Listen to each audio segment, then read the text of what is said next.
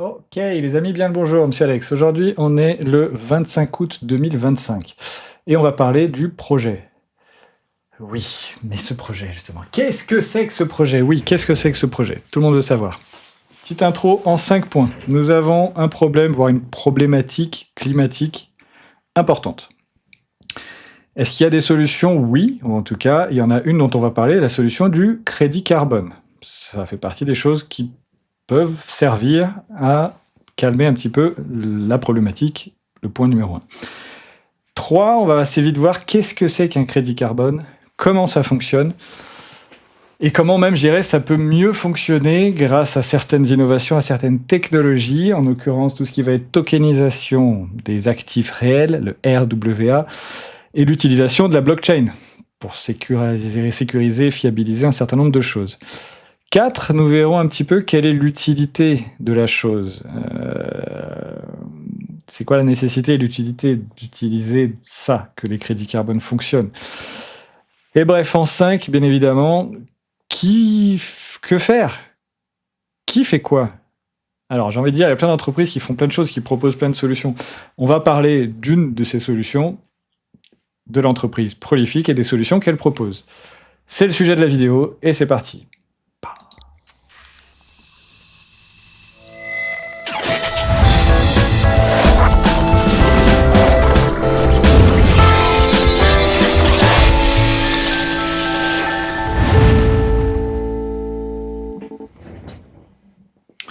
Donc, allons-y gaiement. Petite présentation qu'on va se refaire de toutes pièces ensemble. Donc, Prolific. Pollution. On donne le nom de pollution à toute dégradation des conditions environnementales de l'habitat ou d'une collectivité humaine. Côté pollution, on est tous un peu au courant, mais bref, on peut assimiler un petit peu tout ça. Émissions de CO2, déforestation, pollution plastique, pollution de l'air, dégradation des sols et changement climatique, les choses vont mal. 97, il y a eu une COP, et à cette COP, on a parlé, donc c'est la première fois que les crédits carbone ont été validés, mis sur la table vraiment, comme une solution pour participer à la réduction des émissions de gaz à effet de serre, un mécanisme donc, qui permet aux pays et aux entreprises de compenser les émissions en finançant justement des projets de réduction de CO2, là, de reboisement, de reforestation, etc., et bien évidemment d'énergie renouvelable. Ceci est une économie, car ces crédits carbone, je vous rappelle, sont déjà commercialisés à l'échelle mondiale, encourageant justement les actions durables et la transition vers une économie à faible émission de carbone. Compensation, émission et limite et échange des crédits, ce sont justement les 3 choses que ces crédits carbone permettent de faire. C'est une industrie en pleine croissance. On sait qu'il y a un peu partout sur Terre là, plein de gros projets qui sont en train de se mettre en place par rapport à ça. Je vous laisse chercher pour ceux qui veulent en savoir plus. Mais en cherchant justement, on peut vite tomber sur tout un tas de problèmes liés aussi à l'industrie du crédit carbone. Pourquoi? Parce que tout ce qui se vend se falsifie, je le dis toujours comme ça. Donc en gros, il y a des gens qui ont réussi à vendre des faux crédits carbone, il y a des gens qui ont réussi à vendre 2 fois le même crédit carbone, il y a des gens qui ont même réussi à vendre des crédits carbone fantômes qui n'existaient pas du tout ou qui n'étaient pas liés à des actions concrètes, donc du coup, c'était du vent. Et donc justement, c'est un petit peu ça, c'est par rapport à tout ça qu'on va parler de la blockchain très vite pour montrer des solutions à ces problèmes de sécurité, de fiabilisation des transactions et de traçabilité un petit peu aussi. D'où viennent les crédits carbone, où est-ce qu'ils vont, etc., etc. Prolific, justement. Qu'est-ce que c'est que Prolific? Un catalyseur d'un futur durable et tokenisé. Prolific se positionne comme un acteur visionnaire dédié à transformer l'économie mondiale vers un modèle plus durable, transparent et équitable. Notre mission, aligner la réussite personnelle et entrepreneuriale avec un impact environnemental, social et économique positif. Au cœur de son écosystème, Prolific connecte des partenaires stratégiques, publics et privés, reconnus pour leur expertise dans les domaines de la finance verte, des crédits carbone, de la traçabilité ou encore de la tokenisation d'actifs réels, le RWA. Cette synergie crée un environnement propice à l'innovation et à l'action concrète. Prolific participe activement à des projets de séquestration carbone, à la préservation de la planète et à la valorisation des initiatives à impact. Grâce à des technologies de pointe et des modèles économiques nouveaux, Prolific apporte sécurité, transparence et accessibilité aux marchés environnementaux. Voilà, voilà. Communauté mondiale, durabilité et épanouissement personnel. Les leaders derrière le mouvement, donc on a ces 3 personnes qui dirigent un petit peu justement la commercialisation, on va dire un petit peu du projet. Paul Barlow, Pat Berry et Brian Robert, que je vous laisserai chercher. Dans le projet, il va y avoir un petit peu deux grosses trajectoires principales. Il y a celle du crédit carbone dont on va se servir parce que c'est un petit peu le drapeau qui permet de présenter assez facilement ce que fait l'entreprise. Et de l'autre côté, il y aura toute une partie de tokenisation qui, elle, va aller plus loin. On va pouvoir, en fin de compte, tokeniser beaucoup de choses. Mais bref, chaque chose en son temps. Prolific, c'est un écosystème, c'est un hub qui va agréger au fur et à mesure plein de projets écologiques durables autour de cette même politique qui est en fin de compte de démocratiser et de permettre d'utiliser la technologie de la blockchain et avec la tokenisation pour faire tourner le tout. Sur notre droite, nous avons dans la partie crédit carbone 2 projets, Maraka qui est clairement lancé, activé, qui tourne, EEX qui est l'Earth Exchange qui est en train de se lancer, qui arrive incessamment sous peu. Et de l'autre côté, dans la partie tokenisation, nous avons un grand projet qui se passe en Guinée-Bissau autour de la modernisation de l'aquaculture et de l'industrie de la pêche. Plus globalement, on en parle tout à l'heure. On commence avec la partie crédit carbone et donc les opportunités uniques dans l'industrie du crédit carbone offertes par 2 projets, Maraka et Earth Exchange. On commence avec Maraka. Maraka, le poumon vert du Brésil, au cœur de l'innovation. On parle bien évidemment de l'Amazonie. L'Amazonie, puisque là, avec Prolific a l'exploitation de plus de 569 000 hectares préservés en Amazonie, dans le seul état carbone négatif au Brésil, qui est l'Amapá. Chaque BRC, donc chaque BRC c'est quoi? C'est le token associé à ce projet. Chaque projet va avoir son token un petit peu dédié. Le projet Maraka est son token BRC, donc chaque BRC est lié à un crédit carbone existant, certifié et traçable. Précision, un BRC égale un crédit carbone, égale 1 tonne de crédit carbone. Ok. Et quand on parle de ce côté existant, tout ce qu'on est en train de voir dans ces projets-là est basé sur de l'économie réelle. Là, en l'occurrence, on co-gère une zone de forêt amazonienne et donc c'est grâce à la blockchain, on en parlera plus longuement après, qu'on va pouvoir tracer et certifier que ce crédit carbone vient de là. Okay. Le BRC n'est pas uniquement la représentation d'un crédit carbone, il est également la représentation de l'économie générée par le projet Maraka. Ça, on en parlera parce qu'il y a pas mal de choses qui sont en train de se faire, dont une partie de l'équipe Prolific là, qui est en train d'aller sur place en Amazonie. On va avoir des images d'ici quelques jours puisqu'ils partent dans 2 jours. Les partenaires autour du projet Maraka, on a l'INCRA, Ambitech qui est clairement le plus gros partenaire sur place, Spiro Carbone qui est un certificateur et la région de l'Amapá. On travaille effectivement avec les gouvernements, même les militaires, etc. Bref, traçabilité blockchain, projet sous NFT et audit transparent. Le programme soutenu par Bolsa Floresta. Maraka propulsé par Prolific. Donc, les crédits carbone, on l'a vu, certifiés liés à des actifs réels, là en l'occurrence des arbres en Amazonie. Le modèle déflationniste, sans trop rentrer dedans, il va y avoir par l'entreprise elle-même du rachat semestriel. Tous les 6 mois, on rachète un certain nombre de tokens pour bien évidemment faire augmenter leur valeur. Ainsi que des burns de BRC, donc on va racheter et brûler des tokens, toujours pareil, pour faire augmenter la valorisation du token en question. C'est un projet NFT avec la transparence blockchain. On va parler de Polygon. Qu'est-ce que c'est que Polygon? C'est la blockchain qu'on utilise. Je sais que j'ai eu beaucoup de remarques autour de arrêter de parler écologie autour de projets crypto blockchain, puisque la blockchain est très énergivore, etc., etc. Oui, si on parle de la blockchain Bitcoin, pour ne pas citer la plus connue, mais il y a d'autres blockchains qui fonctionnent autrement, et là en l'occurrence Polygon n'est pas une blockchain gourmande en électricité qui ne nécessite pas des centaines d'immeubles remplis de data centers et de cartes graphiques en train de calculer quoi que ce soit. Par contre, effectivement, on va utiliser la transparence et la sécurité de la blockchain pour fiabiliser notre projet. Côté valorisation, ça c'est quand même très intéressant pour ceux qui décident d'y rentrer, puisqu'il y a moyen de participer à ce projet et d'acheter effectivement des tokens à 3 USDT, donc 3 dollars aujourd'hui, et une valorisation qui est prévue, le target qui est prévu sur 3 ans à plus de 25 USDT. Donc voilà. Dans le projet, il y a pas que des arbres et une entreprise qui fait intermédiaire entre guillemets. Il y a surtout plus de 1900 familles sur place qui travaillent, qui vivent dans cette région. Et à travers le projet, on vise aussi d'aider ces familles à mieux vivre sur place, à avoir les moyens de réaliser leurs projets, de faire tourner leurs économies locales. On va parler beaucoup de la noix du Brésil, de la castagne, etc. Il y a des choses qui se font sur place, mais bien évidemment, si on peut aider ces gens à ne pas partir en ville à la recherche de l'Eldorado, alors que, entre guillemets, ils ont une zone incroyablement riche autour d'eux, mais pour ça, bref, il faut qu'économiquement, que les choses puissent se faire. Un projet concret, une valeur croissante, un avenir durable. Le deuxième projet duquel nous allons parler est l'Earth Exchange.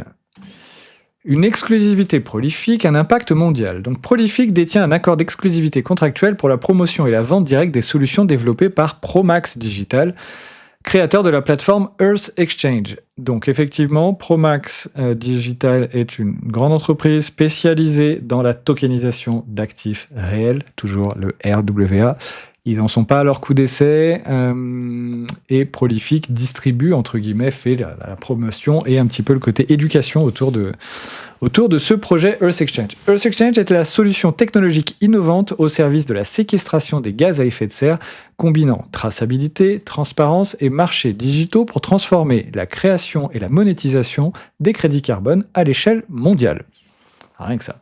Il y a un truc que je vais vous montrer juste après, je suis en train de me dire, mais déjà parlons de Promax. Qui est Promax Digital ? C'est une entreprise visionnaire appartenant au groupe Promax United de la famille royale d'Abu Dhabi, dont la mission va au-delà des affaires, cherchant à créer un impact réel et positif sur la planète.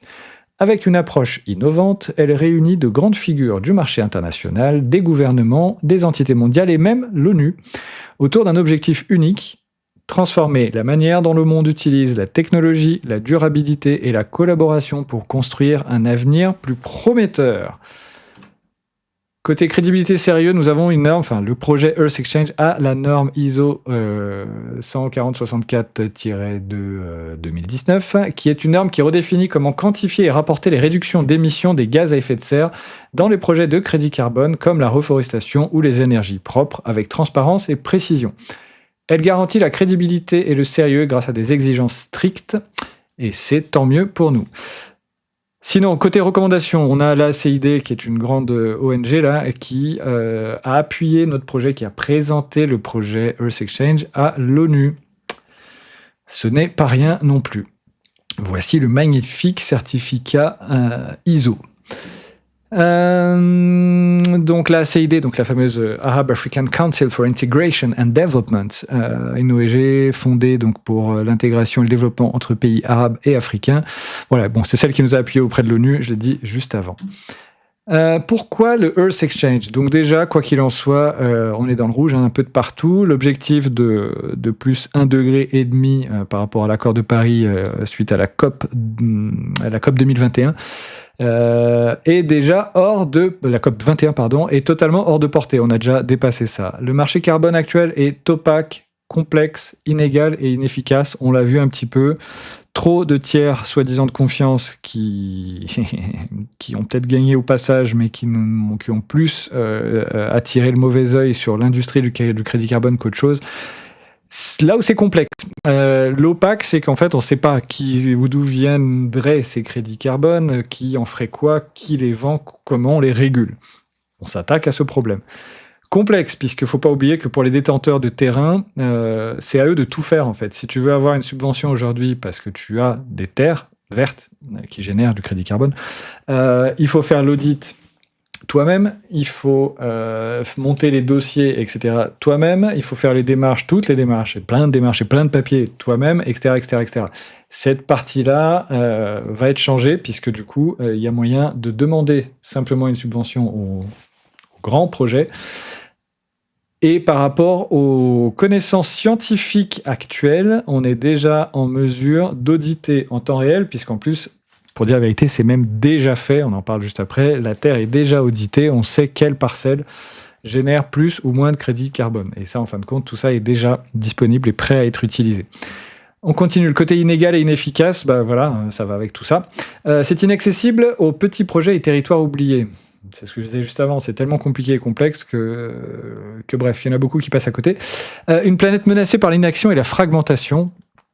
Et donc notre projet, recommandé par la CID, disposant d'un statut consultatif spécial, blablabla. Le système est cassé, Earth Exchange construit le nouveau standard. Alors justement, tiens, avant de voir ça, je vais vous montrer un truc, parce qu'en fait, il n'est pas dans la presse, mais moi, j'aime bien montrer ça comme ça. Par rapport au projet Earth Exchange, il y a ça là qui permet de montrer un truc assez bien. Comment fonctionnent justement les crédits carbone, et en l'occurrence avec ce projet Earth Exchange?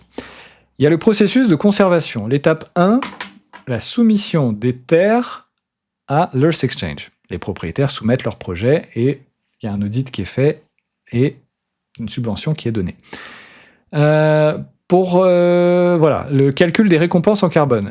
L'Earth Exchange applique les formules techniques pour calculer combien de récompenses peuvent être générées à partir du potentiel de compensation des terres en question. Okay, et dans la foulée, il y a une allocation, une subvention qui est allouée du coup justement aux propriétaires en question. Ensuite, étape 4, il y a la distribution des récompenses. Pour ceux qui vont participer au projet, il y a bien évidemment un pool de liquidité, un pool de récompenses qui est créé là, et qui est alimenté avec tout ça, d'accord, distribution des récompenses, et qui vont permettre justement aux détenteurs des NFT en question de bénéficier des efforts de séquestration du carbone sur les terres en question. 5, les récompenses, les détenteurs de ces NFT vont pouvoir avoir récolté des récompenses, et ces récompenses qui vont être donc des jetons LCD, dans ce cas-là, le Lowest Carbon Denominator, facilité par la fondation à but non lucratif Mother Earth Foundation. On en parlera plus tard. Dans la foulée, et la fin, la 6e étape de tout ça, la vente des jetons. Les LCD, comme les BRC, sont des crédits carbone. Vous pouvez les garder comme des crédits carbone, vous pouvez aussi les revendre ou les swapper contre des crypto-monnaies. Ok ? Allez, on revient dans la presse principale. Earth Exchange, donc une initiative révolutionnaire qui combine innovation technologique et préservation de l'environnement. En participant à l'Earth Exchange, vous devenez une partie d'une nouvelle ère.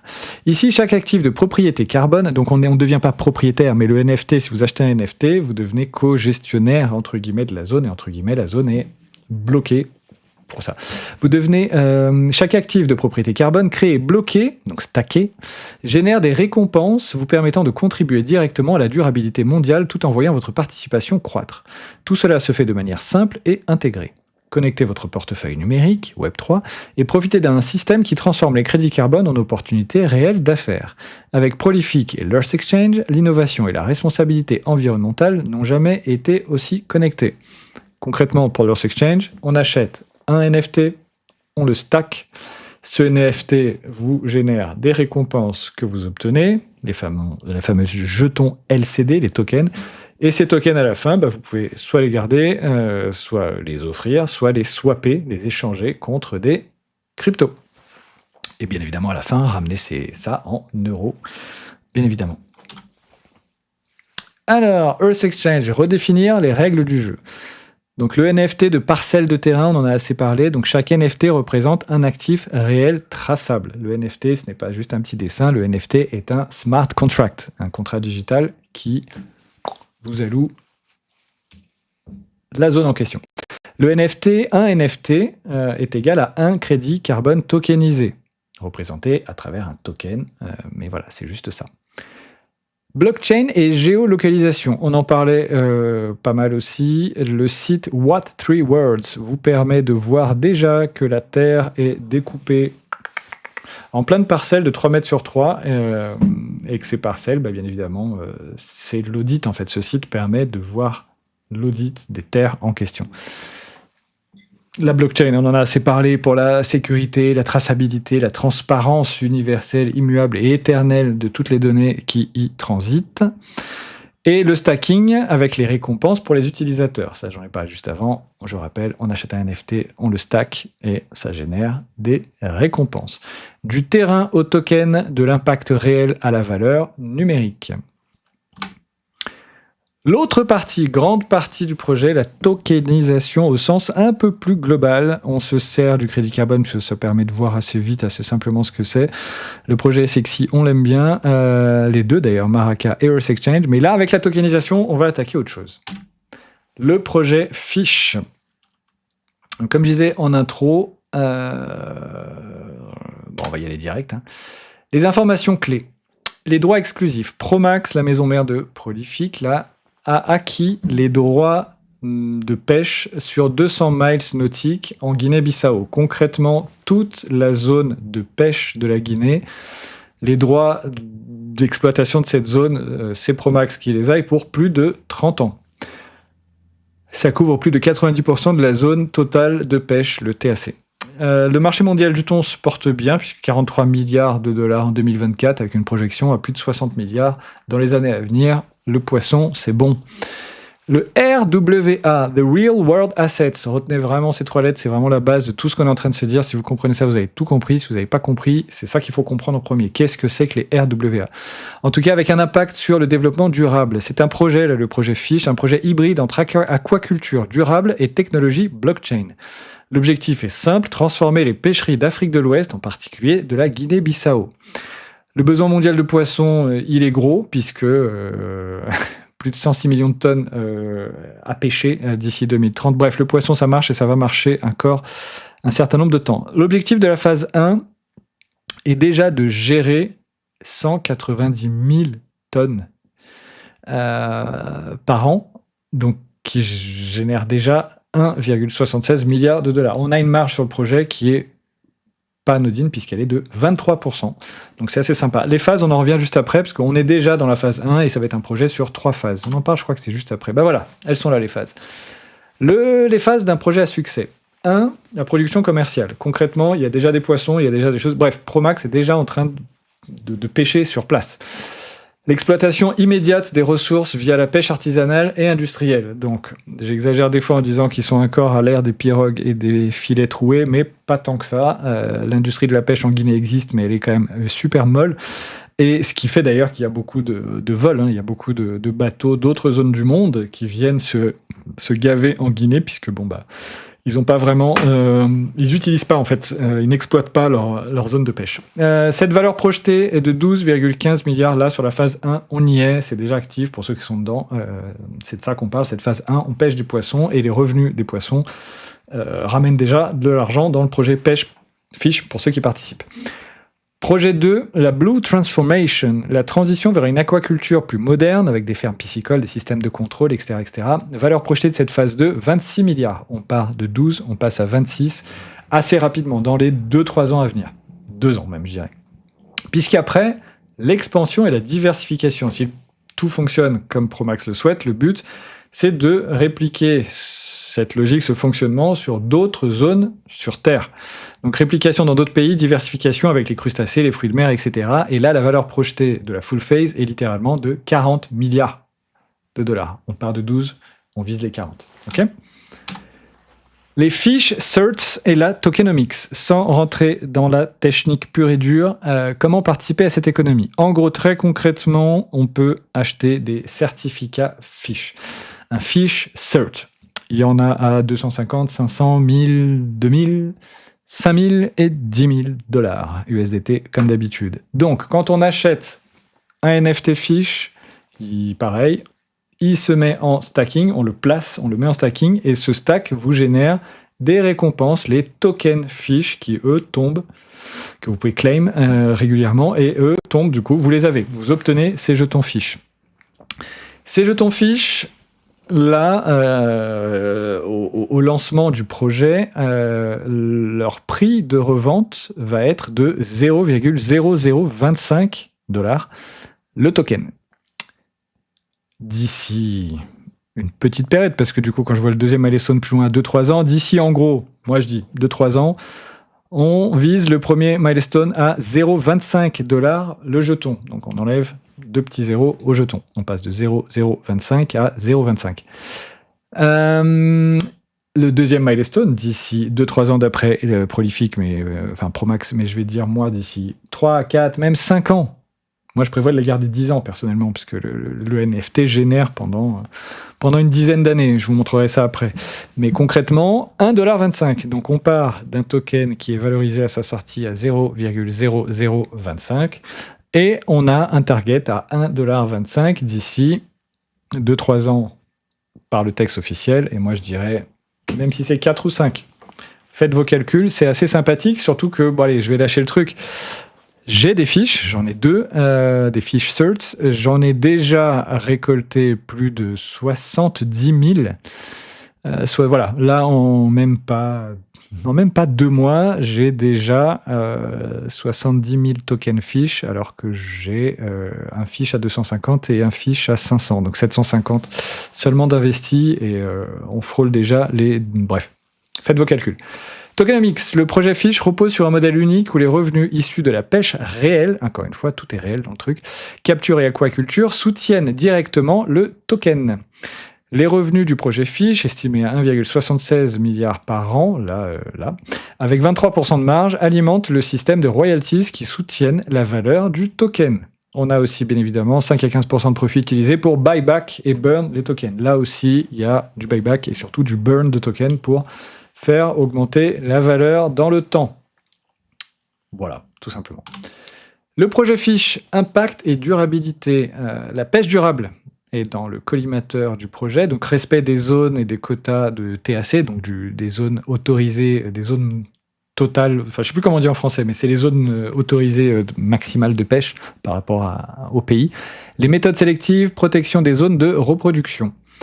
L'aquaculture responsable, contrôle de la qualité de l'eau, alimentation régulée, monitoring continu, etc. Bref, ça va être un peu high-tech, en tout cas plus tech que ça l'est, mais tout en préservant l'écologie. Le projet prévoit de créer des milliers d'emplois supplémentaires grâce à la modernisation des infrastructures, aux installations d'aquaculture, donc tout ce qui est ferme piscicole, centre de traitement, tout ce qui va être logistique. De toute façon, il y a une modernisation globale autour de toute l'industrie de la pêche en Guinée-Bissau.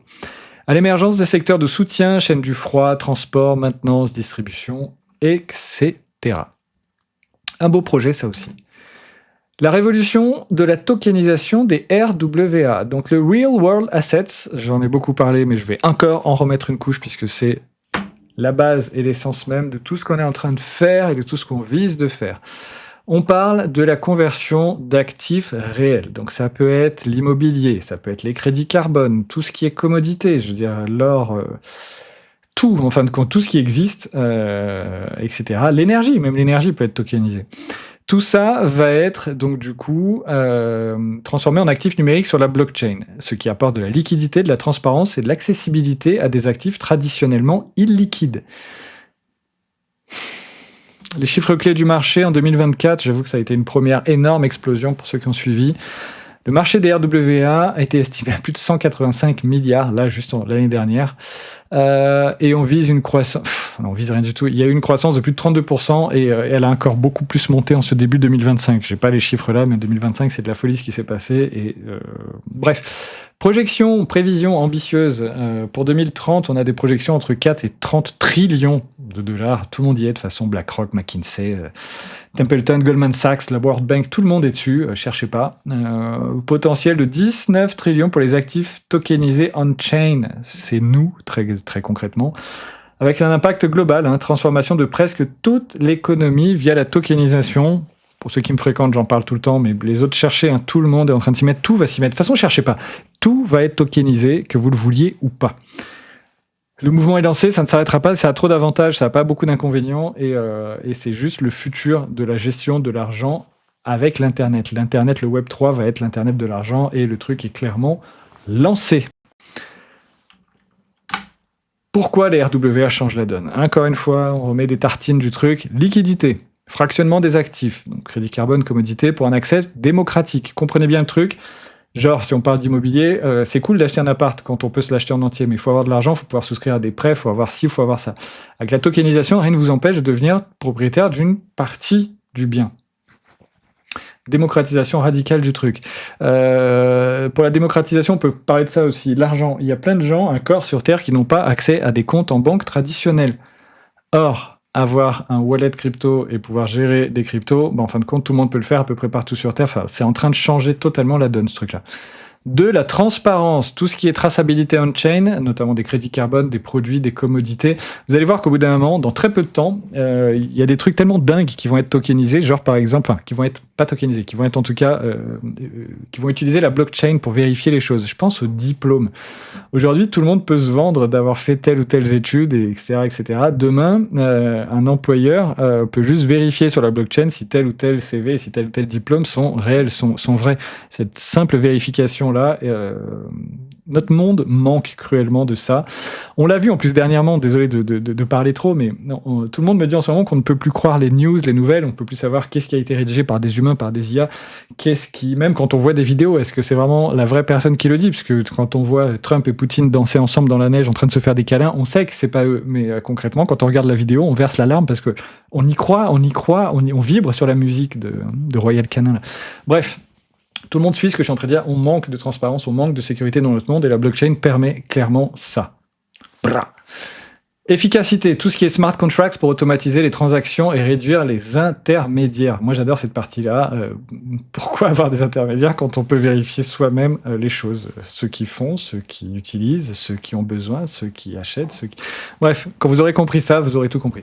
Impact, le point numéro 4, le financement accéléré de projets écologiques, dont le crédit carbone, bien évidemment, et de commodités stratégiques. Bah ouais, ce projet, on est justement la démonstration de ce qu'on peut faire avec le pouvoir des communautés. Et allez, je vais le sortir un petit peu, ce côté, pour moi, une utilisation politique de la blockchain et de l'argent tout court. Le fait de pouvoir faire des réels choix avec de réelles conséquences avec tout ça, donne aux cryptos et en tout cas à la blockchain une portée politique très forte. Et c'est pas pour rien que le monstre agonisant que sont nos gouvernements et nos pouvoirs centralisés, nos pouvoirs centraux, tout le monde centralisé, en l'occurrence les banques et les gouvernements, s'ils sont en train d'hurler et en train de rajouter des sécurités de tous les côtés, c'est justement parce qu'ils sentent venir le truc, ils sentent, c'est un animal mourant qui est prêt à tout pour mourir moins vite, mais concrètement, il va mourir, parce que la suite, c'est le pouvoir décentralisé. Pré-lancement international. Prolific n'est pas lancé. Le projet public n'est pas d'actualité tout de suite. Ça arrive, mais ce n'est pas là. Nous sommes en pré-lancement. Donc, on peut participer et rentrer déjà. Et quand on participe, quels sont les avantages? On a des dividendes, le revenu sharing, en fait, il y a un pool de 1% des revenus nets, des ventes nettes de l'entreprise prolifique, et le fait de rentrer dans les packs fondateurs, vous avez une partie de ce pool. Donc en gros, des dividendes. Deux, il va y avoir, si l'entreprise grandit comme elle est prévue, elle vise de partir en bourse, et en étant fondateur, vous pouvez avoir accès à des actions au prix maison, à prix d'amis, en pré-ICO, en gros, avant que ça sorte sur le marché public, là aussi. Et l'exclusivité, tout simplement pour le moment, le projet n'est pas ouvert, donc on ne peut pas y rentrer, sauf avec justement les fondateurs, les codes fondateurs. Donc en gros, en devenant fondateur, vous pouvez faire entrer un certain nombre de personnes proportionnellement. Les offres sont là. Concrètement, on regarde ça. Et ça sera le dernier truc. Autant pour moi, merci, au revoir, non. Le pack fondateur, il y en a 4, 2005, 5000, 10 000 ou 25 000. On parle de celui à 2500. En achetant ça aujourd'hui, vous obtenez tout de suite 835 BRC. On se souvient, les BRC, c'est le token du projet Maraka. En plus de ça, vous avez en récompense de fondateur 0,25 parts, donc un quart d'une part, du pool de 1%, donc des revenus mondiaux de Prolific, et 10 codes pour rentrer 10 personnes en dessous de vous.